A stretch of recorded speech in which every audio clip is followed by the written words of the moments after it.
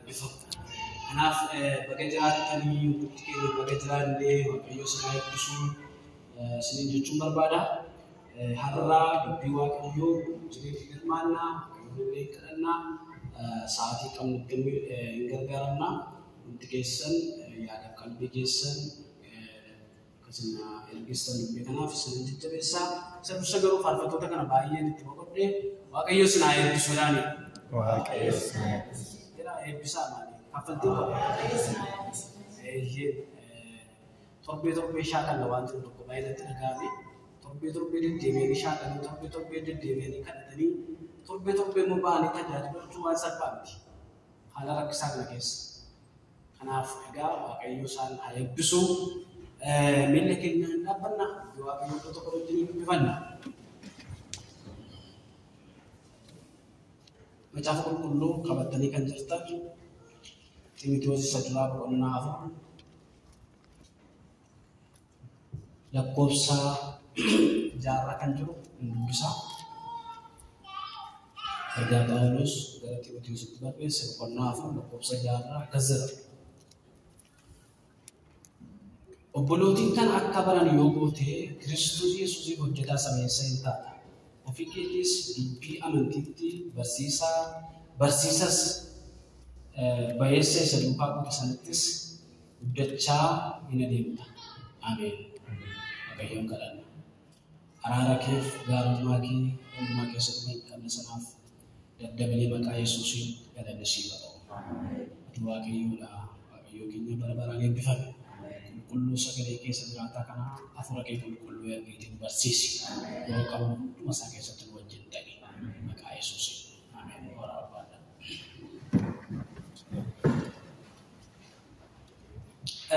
Waaqayyootti baay'ee baasnee beekaa hin gammannaa mana daamaa ta'etti warri barreeffattan yoo sirriitti barreeffattan natti toltola. Warri waraabbattanis warri immoo lakkeen sammuu qottan shinggadaa danda'a kan jettanis hilma danda'ama. Garuu akkasiin hordoftan nan barbaada. Yoo Waaqayyo jedhee har'aan booda gara biyya kootitti nan deebi'a. Ergaa laphee koorra kan jiru jechuudha. Sammuu kanaan barumsa tokko irratti ni hirmaannaa. Mata dureen irratti dubbadhu waa'ee guddachaa adeemuu waan jiru kanaasaa. Guddachaa adeemuu. Phaawulos Xiimotewosiin gaafa gorsu yookaas Xiimotewositti yeroo qajeelchuu gorsa tokko kennaaf. Akkas jedha. Obboloonni kan akka baran yoo goote Kiristoos Yesuusiif hojjetaa sameessa hin taata. Ofii keetis dubbii amantiitti barsiisa bayeessa isaa duukaa goote sanattis guddachaa hin adeemtaa jedhetu Phaawulos Xiimotewosiin gorsa.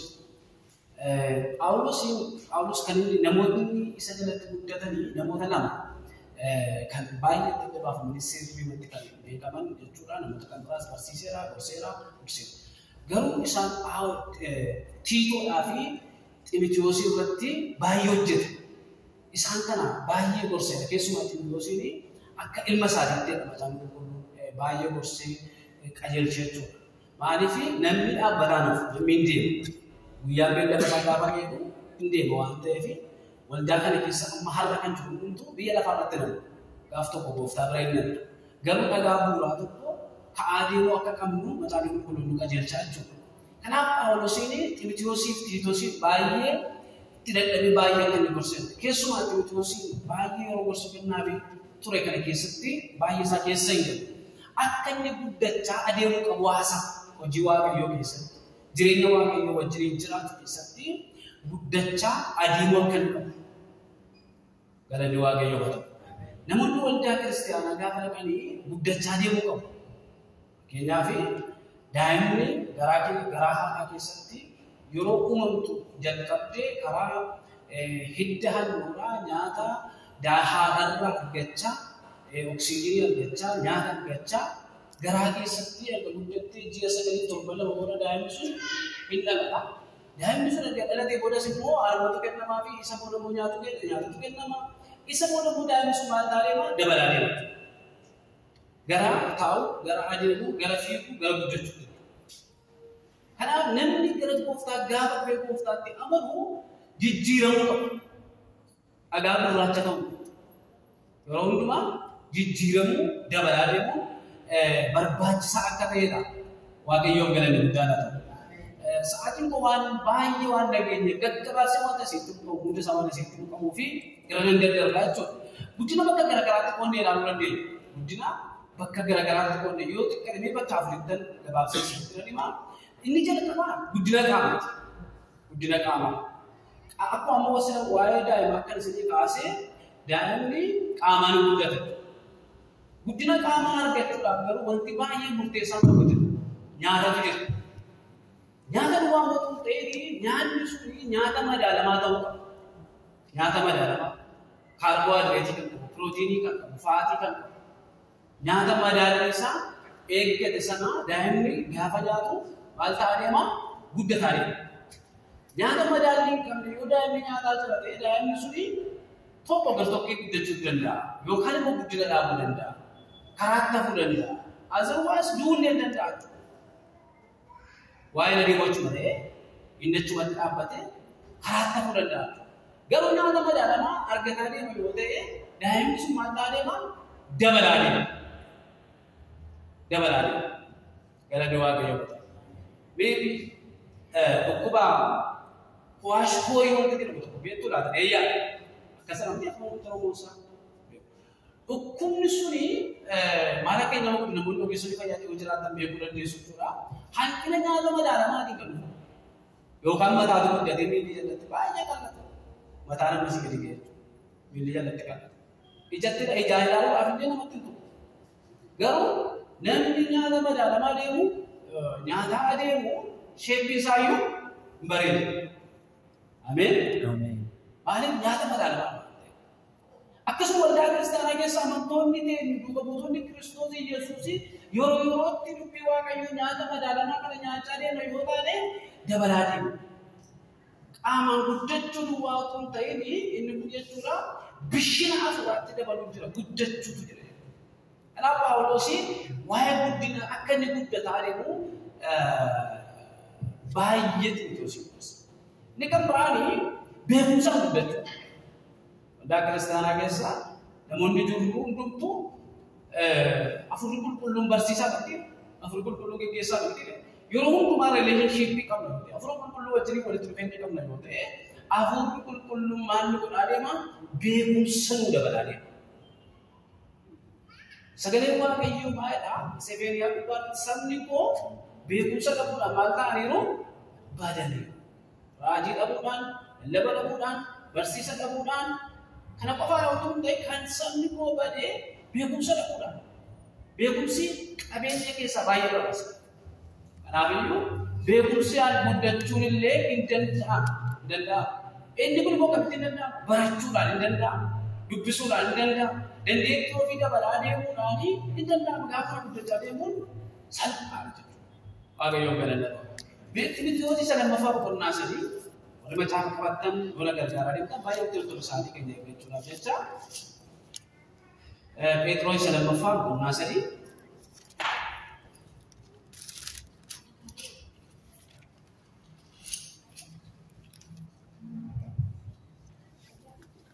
Phexros isa lammaffaa boqonnaa sadii lakkoofsa 18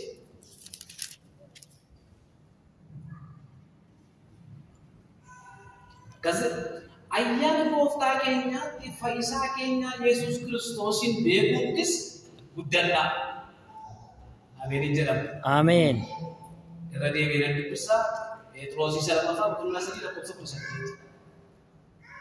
Ayyaana gooftaa keenyaatti fayyisaa keenya Yesuus Kiristoosin beekuuttis guddadhaa. Bara si'anaatti guyyaa bara baraattis isaaf ulfinni haa ta'u. Ameen. Ameen. Phexros gaafa dubbatu maal jedha? Ayyaana gooftaa keenyaatti fayyisaa keenya Yesuus Kiristoosin beekuuttis. Haleluuyaa. Ameen. Phaawulos gaafa dubbatu guddinni keenya hamma eessaatti jedha? Hamma guutummaa Kiristoos. Achi gahuudhaaf beekuun baay'ee barbaachisaadha.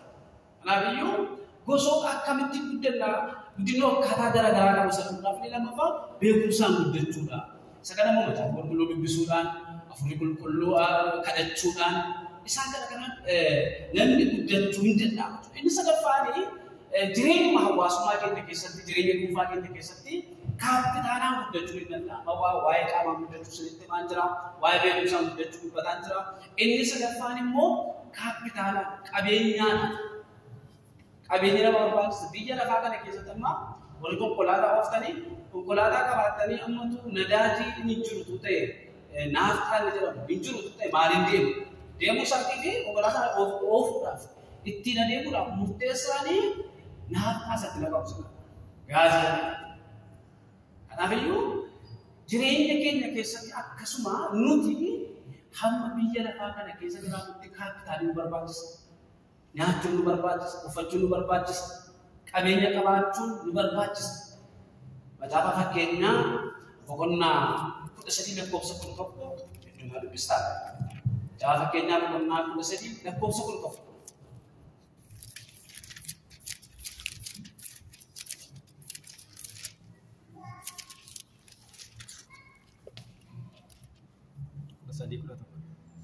Sadii lakkoofsa 11. Badhaadhumni karaa malee argamu irraa ari'achaa hin adeema, namni itti dabalee walirraa buusaa adeemu garuu hin baay'ifatu.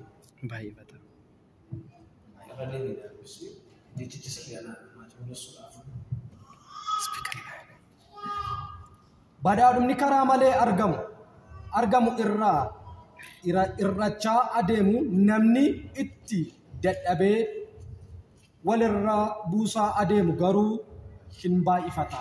Namni itti dadhabee walirraa buusaa adeemu garuu maal ta'a? Hin baay'ifata. Hin baay'ifata. Waaqayyoo galanna. Haleluuyaa.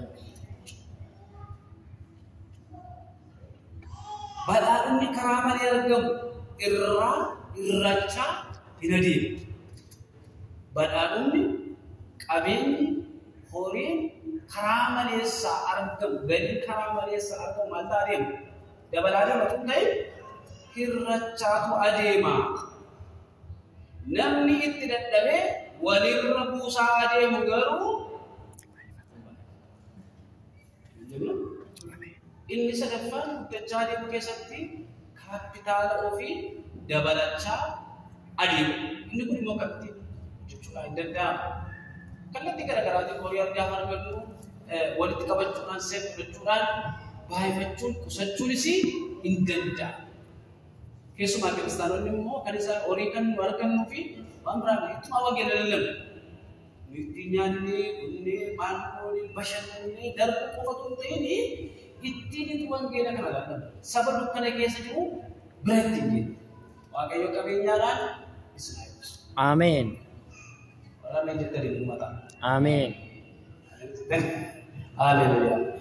Inni alfaffaan hubannaa ogummaadhaan guddachuu hin danda'amu. Beekumsi namaa addunyaan kun amma addunyaa guyyaadhaa gara guyyaatti addunyaa teekinooloojii baay'ee dabalata. Addunyaa beekumsa tokko dhufee inni tokko xiqqeessu. Ini tuh profesi sekolah kadang-kadang, ini tuh profesi sekolah bisa. Betul bisa. Udah tuh profesi sekolah banget.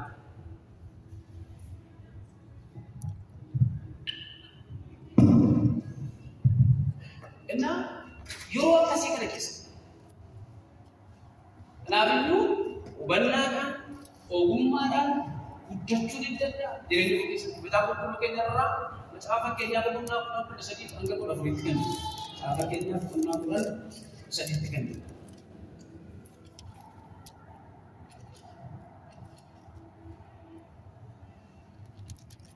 Kuda sadii kaasanii dubbisa kuda sadii godhaaf. Ogummaan afaan namaa hubannaa qabu keessaa hin argamtu. Ogummaan afaan nama hubannaa qabu keessaa hin argamtu. Ameen. Ameen. Waliin garuu dubbii nama qalbii hin qabneetiif hin ta'a. Ogeessonni beekumsa walitti hin qabatu. Dubbiin nama boba'aa midhaan hin qabne garuu badiisa hin bu'aa. Waaqayyo haa gargaaru. Ameen.